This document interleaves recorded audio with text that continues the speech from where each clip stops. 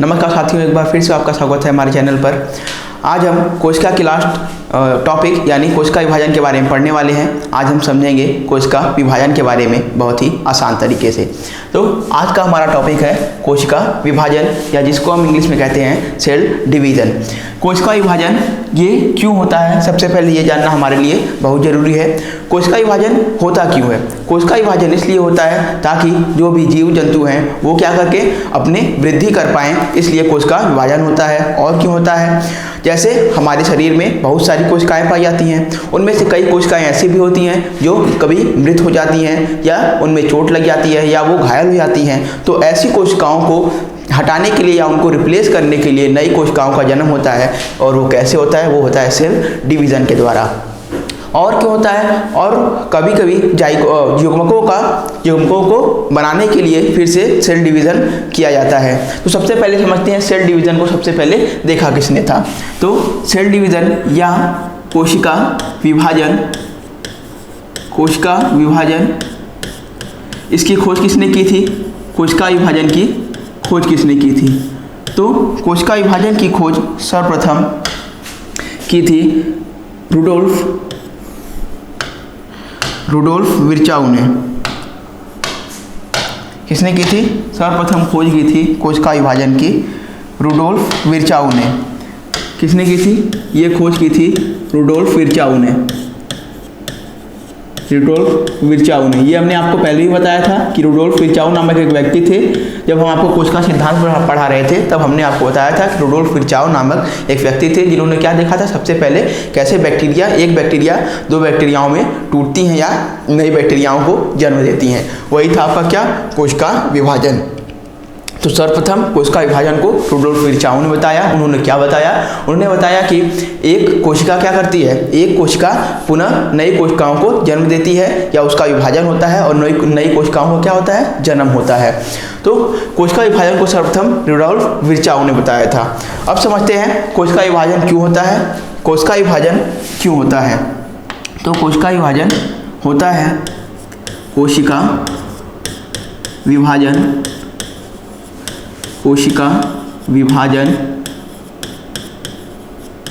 होता है। अब क्यों होता है? कोशिका विभाजन क्यों होता है जानते हैं। सबसे पहले जानेंगे कोशिका विभाजन क्यों होता है। तो कोशिका विभाजन होता है जीवों के विकास के लिए। क्यों होता है? जीवों के विकास के लिए। दूसरा क्यों होता है? दूसरा होता है मृत कोशिका या कह सकते हैं घायल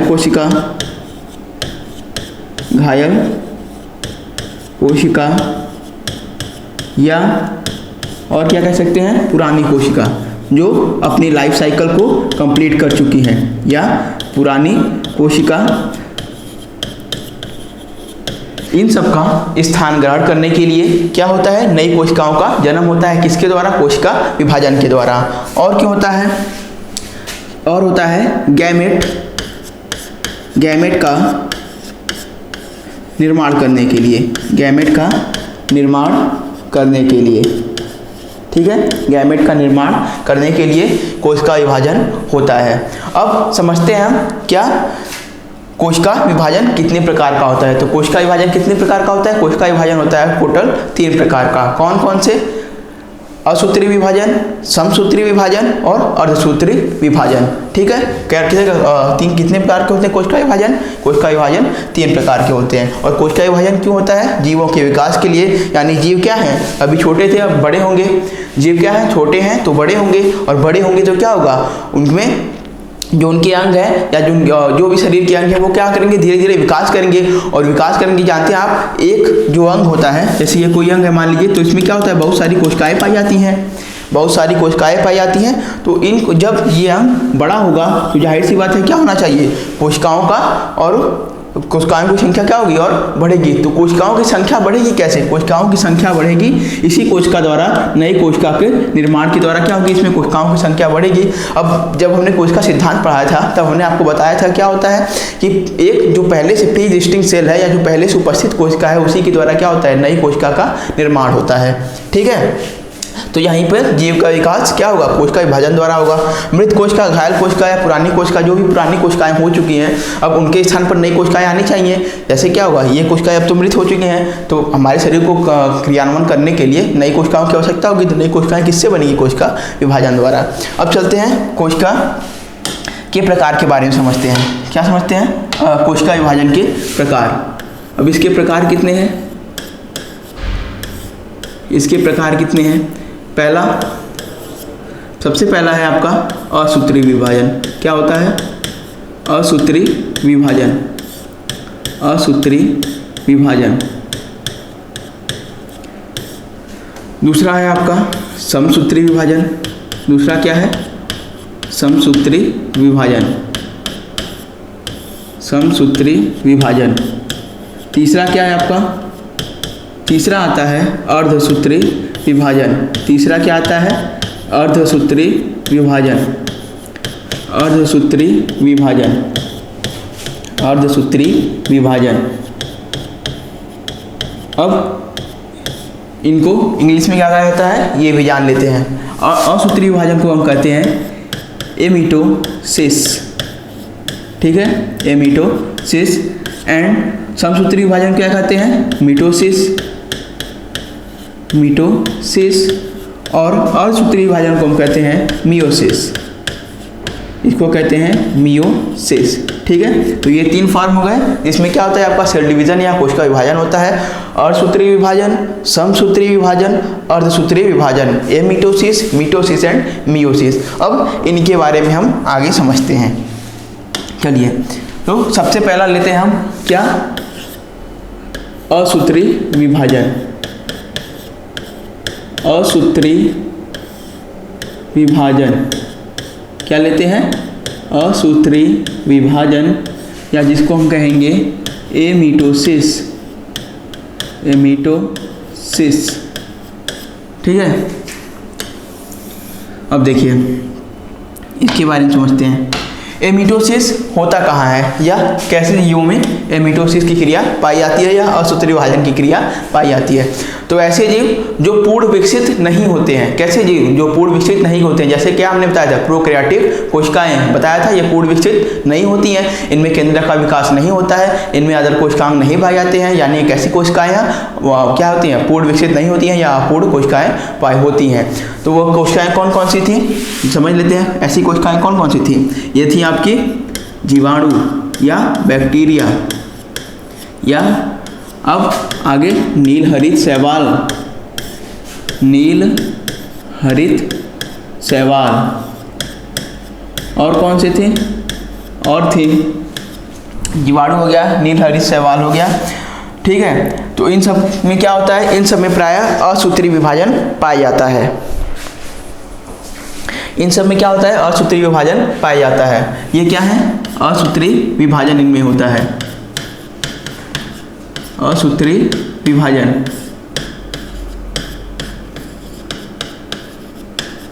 इनमें क्या होता है, असूत्री विभाजन या एमिटोसिस की क्रिया जीवाणु, नील हरित शैवाल या जो भी कोशिकाएं जो अपूर्ण होती हैं या जो पूर्ण विकसित नहीं होती हैं उनमें पाया जाता है असूत्री विभाजन। अभी असूत्री विभाजन क्या होता है, असूत्री विभाजन आपका क्या होता है, असूत्री विभाजन में ये जो अपूर्ण विकसित कोशिकाएं हैं ये डायरेक्ट अपने शरीर से ही क्या करती हैं, नए जीवों का निर्माण कर देती हैं। जैसे ये जीवाणु हुआ, ये जीवाणु है या बैक्टीरिया है, तो ये क्या करेगा, अपने ही शरीर से अलग होकर दो नए जीवाणुओं का निर्माण कर देता है। यही होता है आपका एमिटोसिस की क्रिया।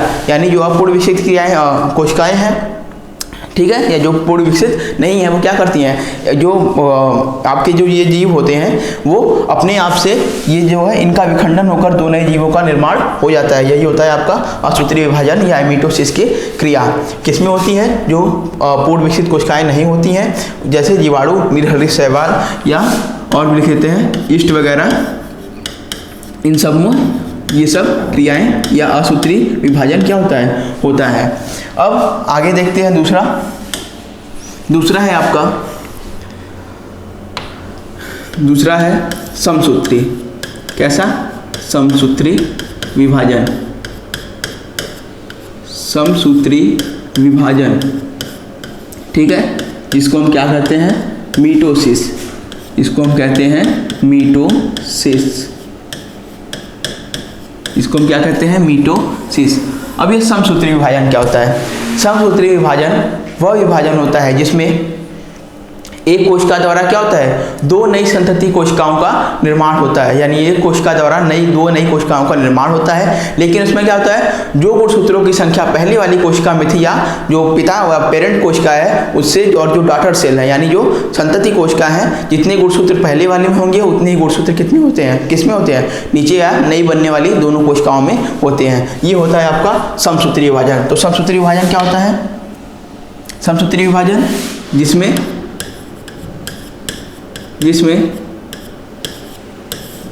दो नई या दो संतति कोशिकाएं,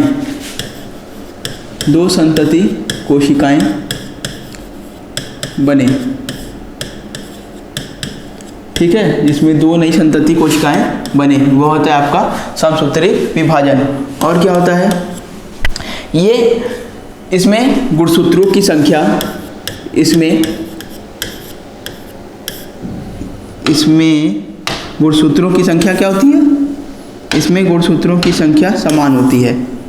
किसके? जो पहले वाली कोशिका होती है। इसमें क्या होता है? गुणसूत्रों की संख्या, इसमें गुणसूत्रों की संख्या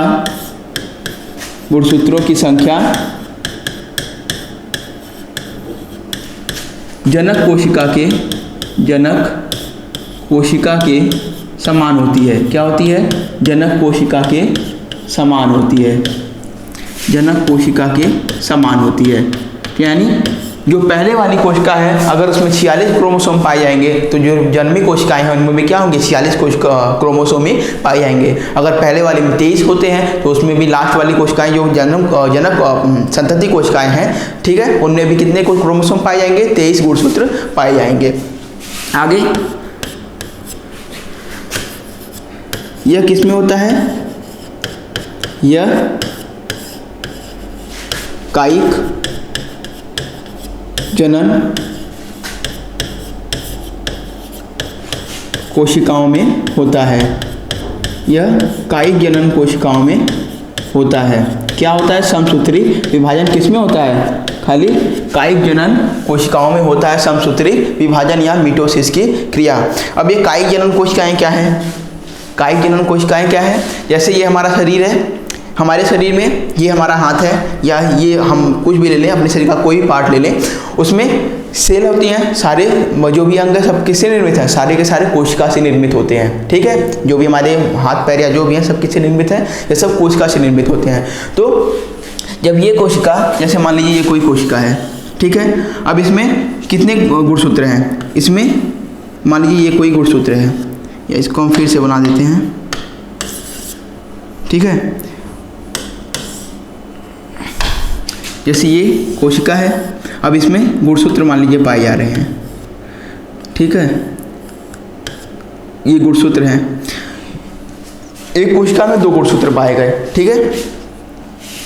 एक कोशिका में क्या हो रहा है? 2 गुणसूत्र पाए जा रहे हैं। अब इसके बाद जो अगला स्टेप होगा, पहले ये क्या करेंगे? ये जो गुणसूत्र हैं इनको दुगना करेंगे, या अपनी ही जैसी एक प्रतिलिपि बनाएंगे या कॉपी बनाएंगे। यानी कॉपी यानी जो आपने देखा है क्या होता है, आप कोई अपनी मार्कशीट लेके आते हैं, वो क्या करते हैं? आपको फोटो कॉपी करके वैसी ही एक प्रतिलिपि दे देते हैं बनाकर। तो ये क्या करेंगे? ये अपने ऐसी एक प्रतिलिपि बनाएंगे, ठीक है। अब प्रतिलिपि बनाएंगे, यानी पहले 2 थी, अब इसमें कितने हो जाएंगे? 4 क्रोमोसोम हो जाएंगे, ठीक है। अब इसमें 4 क्रोमोसोम हो गए हैं। ये 2 क्रोमोसोम पहले थे, अब कितने हो गए? 4 क्रोमोसोम। अब ये जब अगली स्टेप में जब ये टूटेगी, अब ये कोशिका जब अगले स्टेप में टूटेगी तो क्या होगा? इसमें 2 क्रोमोसोम और इसमें 2 क्रोमोसोम, ठीक है, समसूत्री यानी समान विभाजन कर रही है। दो यानी टोटल 4 क्रोमोसोम थे। अब हमने बताया क्या होता है, ये आगे आने वाली कोशिका की ये कोशिका क्या होती है, 2 संतति कोशिकाओं को जन्म देती है, यानी इससे क्या होगा, 2 कोशिकाओं का निर्माण होगा। अब 2 कोशिकाएं यानी एक ये 2 आपका जो 2 क्रोमोसोम था, अब यही टोटल मिला के 4 क्रोमोसोम हुआ। अब ये 4 क्रोमोसोम क्या करेंगे, टूट जाएंगे और कितने, एक कोशिका को 2 क्रोमोसोम दे देंगे और दूसरी कोशिका को भी कितने, 2 ही क्रोमोसोम देंगे। तो टोटल मिलाकर क्या हो गया आपका, टोटल मिलाकर आपका हो गया 4 क्रोमोसोम। ठीक है, टोटल जो कोशिका थी आपकी उसमें 4 क्रोमोसोम थे। अब 2 क्रोमोसोम उसने एक कोशिका को दे दिया और दूसरी कोशिका को कितना दिया, उतना ही, यानी 2 क्रोमोसोम वापस कर दिया। तो कुल मिला के समसूत्री विभाजन में क्या हुआ, एक कोशिका द्वारा 2 संतति कोशिकाओं का जन्म हो रहा है। उसमें क्या हो रहा है, गुणसूत्रों की संख्या उतनी ही है जितनी की जनक कोशिका में होती थी। ठीक है, जितनी गुणसूत्रों की संख्या पहले वाले जनक कोशिका में होती थी, उतनी संतति कोशिका में भी क्या हो रही है, गुणसूत्रों की संख्या हो रही है। अब अगला स्टेप क्या आता है आपका, अगला स्टेप आएगा अर्धसूत्री विभाजन। अर्धसूत्री विभाजन जिसको हम क्या कहते हैं, मियोसिस भी कहते हैं। अर्धसूत्री विभाजन जिसको हम मियोसिस भी कहते हैं। अर्धसूत्री विभाजन जिसको हम मियोसिस भी कहते हैं। ठीक है, तो अर्धसूत्री विभाजन में क्या होगा, अर्धसूत्री विभाजन में होगा ये जो आपकी एक कोशिका है, जो जनक कोशिका है, वो क्या करेगी, आने वाले नए चरण में क्या करेगी, वो 4 संतति कोशिकाओं को जन्म देंगी। कितनी कोशिकाओं को, 4। अब समसूत्री क्या कर रही थी, समसूत्री कर रही थी एक कोशिका से 2 कोशिका का निर्माण। अब ये क्या करेंगे, ये करेंगे एक कोशिका से 4 कोशिकाओं का निर्माण। ठीक है, एक कोशिका से 4 कोशिका का निर्माण हो जाएगा, एक कोशिका से 4 कोशिका का निर्माण होगा।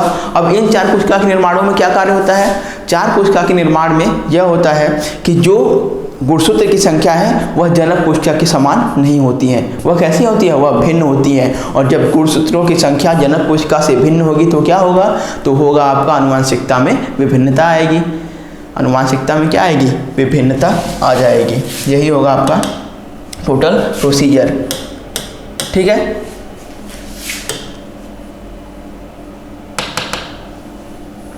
यही होता है आपका टोटल प्रोसीजर। अब समझते हैं, ये हो गया आपका। ठीक है, ये 2 क्रोमोसोम थे एक कोशिका में, 4 में क्या किया इसने, अपनी एक प्रतिलिपि बनाई। 2 से क्या हो गया, 4। अब यही 4 टूटकर 2 में विभक्त हो गए, यानी जनक कोशिका के बराबर संतति कोशिका में क्या हो गए, क्रोमोसोम हो गए। अब अगला चलते हैं, अगला समझते हैं। अगला है हमारा, अगला है तीसरा, क्या होता है हमारा, तीसरा है अर्धसूत्री। क्या होता है, अर्धसूत्री, अर्धसूत्री विभाजन, अर्धसूत्री विभाजन। ठीक है, अर्धसूत्री विभाजन क्या होता है, मियोसिस होता है। ये होता है मियोसिस। ठीक है, मियोसिस।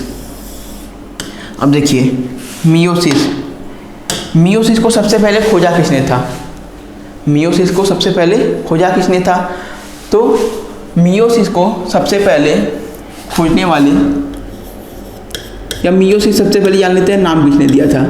ये जो मियोसिस है, मियोसिस नाम दिया सबसे पहले, नाम दिया किसने, मियोसिस नाम दिया सर्वप्रथम फार्मर तथा मूरे नामक वैज्ञानिक ने। किसने, फार्मर तथा मूरे नामक वैज्ञानिक ने सर्वप्रथम क्या किया, इसको मियोसिस नाम दिया। ठीक है, सर्वप्रथम क्या किया, मियोसिस नाम दिया किसको, अर्धसूत्री विभाजन को। और इसकी खोज किसने की, इसकी खोज की सर्वप्रथम वीजमैन नामक वैज्ञानिक ने। किसने की, वीजमैन नामक वैज्ञानिक ने। ठीक है, सर्वप्रथम खोज किसने की, वीजमैन नामक वैज्ञानिक ने। लेकिन अब इसका विस्तृत अध्ययन कौन करता है, इसका विस्तृत अध्ययन यानी इसके बारे में डिटेल में बताया किसने, डिटेल में इसके बारे में बताया स्ट्रॉसबर्गर नामक वैज्ञानिक ने। किसने, स्ट्रॉसबर्गर नामक वैज्ञानिक ने इसके बारे में डिटेल में बताया कि अर्धसूत्री विभाजन क्या होता है या कितने चरणों में कंप्लीट होता है। सारी डिटेल इन्फॉर्मेशन किसने दी, ये दी आपके स्ट्रॉसबर्गर नामक वैज्ञानिक ने। अब समझते हैं अर्धसूत्री विभाजन होता क्या है।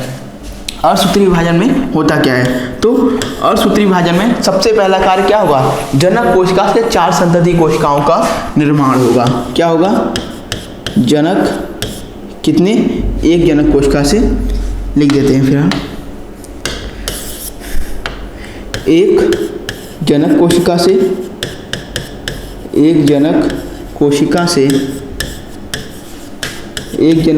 से चार संतति कोशिका बनती है। क्या बनती है? चार संतति कोशिका यानी 4 डॉटर सेल बनती हैं। 4 संतति कोशिका बनती है।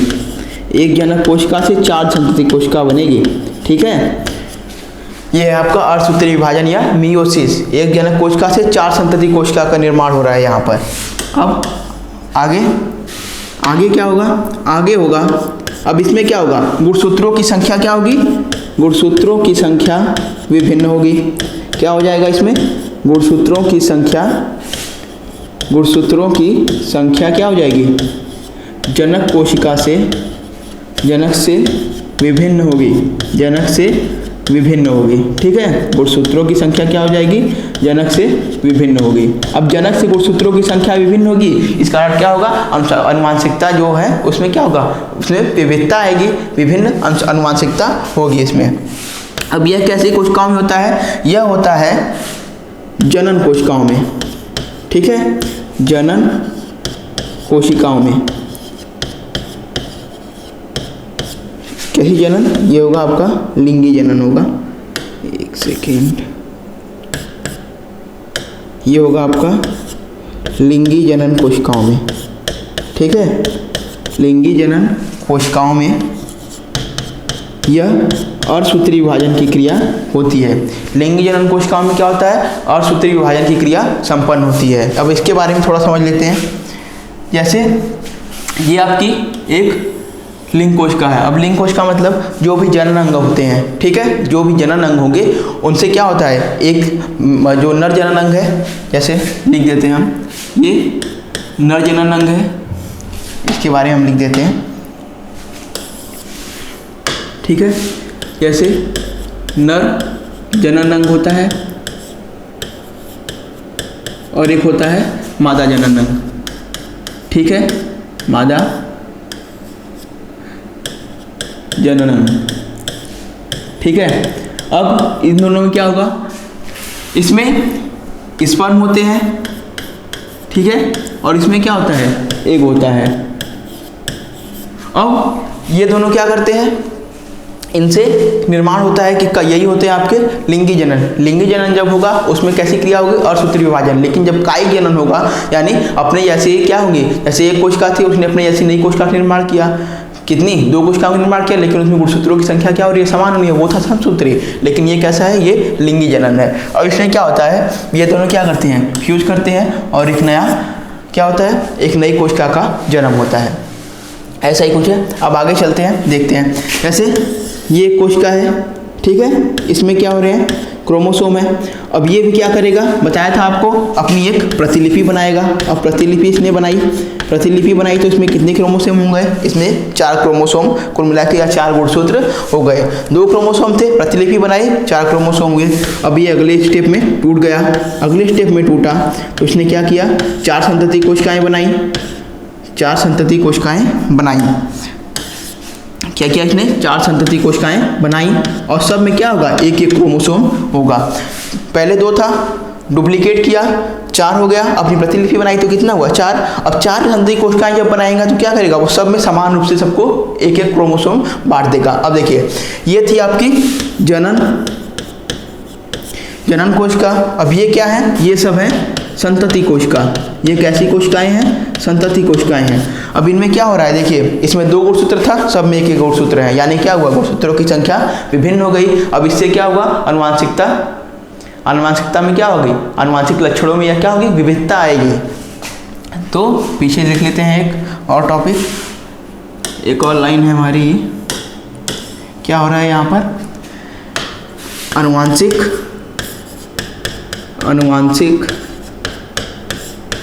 लक्षणों में विविधता आती है। अनुवांशिक लक्षणों में विविधता आती है।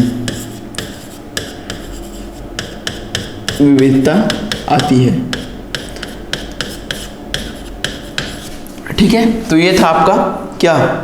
ये था आपका अर्धसूत्री विभाजन, या जिसको हम क्या कहते हैं, मियोसिस। ठीक है, ये था आपका अर्धसूत्री विभाजन या मियोसिस। अब फिर से एक बार रिव्यू कर लेते हैं ख़त्म करने से पहले। देखिए, सबसे पहले आपका कोशिका विभाजन चालू हुआ। सेल डिवीज़न क्या होता है? सेल डिवीज़न होता है जीवों के विकास के लिए, या जो भी कोशिकाएं मृत हो चुकी हैं, घायल हो चुकी हैं, उनको फिर से रिप्लेस करने के लिए, और या फिर गैमेट के निर्माण के लिए। आगे इसके प्रकार कितने हैं? असूत्री विभाजन मिटोसिस, समसूत्री विभाजन मिटोसिस, अर्धसूत्री विभाजन मियोसिस। कुल मिला के 3 प्रकार के कोशिका विभाजन होते हैं। अब असूत्री विभाजन क्या होता है? ऐसा विभाजन क्या होता है? ऐसा विभाजन जिसमें, इसमें लिख देते हैं हम आपके लिए, ऐसा विभाजन जिसमें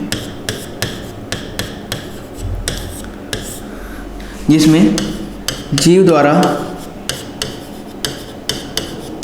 द्वारा अपने शरीर से नए जीव का निर्माण करना। ठीक है, ये था आपका असूत्री विभाजन। ठीक है, अब इसमें क्या हो रहा है? ये जो बैक्टीरिया है ये खुद टूटकर अपने शरीर से, या जो ये बैक्टीरिया है ये टूटकर दो नए बैक्टीरिया का निर्माण कर दे रही है। ठीक है, तो ये क्या कर रही है? ये है आपकी मिटोसिस की क्रिया या असूत्री विभाजन। ये किस में होता है? जो पूर्ण विकसित कोशिकाएं नहीं होती हैं उनमें होता है, जैसे जीवाणु, निर्धारित सवाल और इत्यादि। अब अगला है आपका, ये क्या था? असमसूत्री विभाजन या मिटोसिस, जिसमें 2 संतति कोशिकाएं बने। कैसे? जिसमें 2 संतति कोशिकाएं बने। एक जनक कोशिका से 2 संतति कोशिकाएं बनती हैं। ये आपकी जनक कोशिका हो गई, और ये जो है आपकी, ये कैसी कोशिका हो गई? ये हो गई आपकी संतति कोशिका। अब एक जनक कोशिका से 2 संतति कोशिकाएं बन रही हैं, और उनमें क्या होता है? गुणसूत्रों की संख्या जनक के समान होगी। यह कोशिका यह कायिक जनन कोशिकाओं में होता है। कैसी? कायिक जनन कोशिकाओं में। ठीक है, अब जैसे जो हमारी स्पर्म सेल थी और एग सेल थी, ये क्या होती है? ये हमारे शरीर के निर्माण में सहायक नहीं होती हैं। ये क्या होती है? शरीर से बाहर निकल के क्या करती हैं? फ्यूज होती हैं एक साथ। आगे ये था हमारा अर्धसूत्री विभाजन या मियोसिस। खोज किसने की? मियोसिस नाम दिया फार्मर मूरे ने, और इसकी सर्वप्रथम नाम दिया और सबसे खोज किसने की? वीज़मैन नामक वैज्ञानिक ने। ठीक है, लेकिन इसका विस्तृत अध्ययन करके इसको डिटेल में समझाया किसने? स्ट्रासबर्गर नामक वैज्ञानिक ने। इसमें क्या होता है? एक जनक कोशिका से 4 संतति कोशिकाओं का निर्माण होता है। क्या होता है? एक जनक कोशिका से 4 संतति कोशिकाओं का निर्माण होता है, लेकिन उसमें क्या होता है? गुणसूत्रों की संख्या विभिन्न होती है, जिसके कारण आनुवांशिक लक्षणों में विविधता आती है। ठीक है, देख लेते हैं। और यह कैसी कोशिकाओं में होता है? यह होता है प्रायः लिंगी जनन कोशिकाओं में संभव होता है। क्या? अर्धसूत्री विभाजन। आनुवांशिक लक्षणों में विविधता आती है, ये भी बता दिया आपको। आगे क्या कैसे होगा? नर जननांग और मादा जननांग 2 जननांग है। ये दोनों क्या होंगे? एक साथ फ्यूज करेंगे तो क्या होगा? नई कोशिकाओं का, संतति कोशिकाओं का निर्माण होगा। ये आपके इसलिए कहा इसको लिंगी जनन। ठीक है, इसीलिए इसको क्या कहा? लिंगी जनन कोशिकाओं में क्या होता है? संभव होता है। अब एक जनन कोशिका है, डीएनए क्या होगा? उसको अपना डुप्लीकेट या प्रतिलिपि बनाएगा। 4 क्रोमोसोम हो गए। ठीक है, अब 4 क्रोमोसोम जब 4 संतति कोशिकाओं का निर्माण करेंगे तो एक एक क्रोमोसोम सब में एक तरफ से बढ़ जाएंगे। ये बहुत सिंपल है। ठीक है, ये क्या है आपका? बहुत सिंपल है। अब 4 क्रोमोसोम थे, 4 लोगों में बांटना है, 4 लोग में सीधे बांट दिए, एक एक सबको दे दिए, निर्माण हो गया किसका? संतति कोशिकाओं का। ठीक है, अब ये क्या होगा? इनसे क्रोमोसोम भिन्न है तो इनमें भी क्या होगा? आनुवांशिक लक्षणों में विविधता आएगी। तो आज आपका फाइनली ये जो कोशिका चैप्टर था या सेल चैप्टर था, ये फाइनली खत्म हो चुका है। अब इसके बाद हम क्या करेंगे? इसके बाद हम चालू करेंगे अपना नेक्स्ट चैप्टर। अब वो बताएंगे आपको अगले वीडियो में कि क्या रहने वाला है हमारा अगला चैप्टर। अगले चैप्टर में हम क्या चालू करेंगे या क्या हम पढ़ेंगे, ये सब हम अगले वीडियो में डिस्कस करेंगे। तब तक के लिए पढ़ते रहिए, मस्त रहिए। धन्यवाद।